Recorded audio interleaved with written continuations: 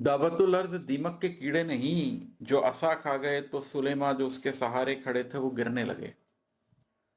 और न ऐसा हुआ, मुद्दतों जस्ते खाकी असा के सहारे खड़ा रह गया, और असा गिर गया तो खुदा के नबी उससे गिरने लगे। दर हकीकत सुलेमान की वो असा उनके रब की अता इसलिए थी कि जो उसका हामिल बने वो मुकम्मल हुकूमत के काबिल बने।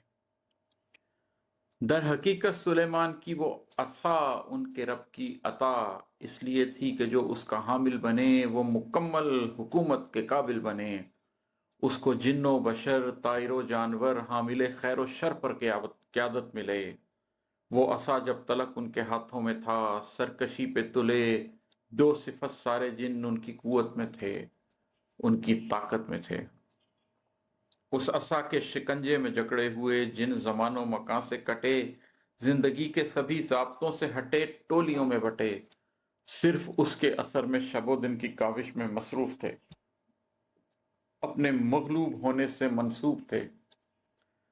उनकी आंखों में, सोचों में, एहसास में ये हकीकत बसी थी, असा थाम रखा है जिस हाथ ने, वो जो चाहे तो उनको बड़े से बड़े जब्र में डाल दे। एक तारीख शब को सुलेमान ने अलैहिस्सलाम एक तारीख शब को सुलेमान ने जागती आंख से ख्वाब देखा कोई। एक तारीख शब को सुलेमान ने जागती आंख से ख्वाब देखा कोई। ख्वाब में एक जसद रूह के बिन बदन। एक तारीख शब को सुलेमान ने जागती आंख से ख्वाब देखा कोई। ख्वाब में एक जसद रूह के बिन बदन उनके तख्ते हुकूमत पे बैठा हुआ, बेमहर बेदयानत जमानों की बुनियाद रखता हुआ सामने आ गया। उस शबीह जसद ने रसूल खुदा को बहुत गम दिया। उनके बाद एक ऐसा भी दौर आएगा जिसमें उनके ही तख्ते हुकूमत पे धोखा, फरेब और दजल बैठ जाएगा।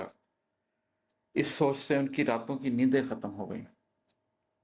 उनके बाद एक ऐसा भी दौर आएगा जिसमें उनके ही तख्ते हुकूमत पे धोखा, फरेब और दजल बैठ जाएगा। इस सोच से उनकी रातों की नींदें खत्म हो गईं।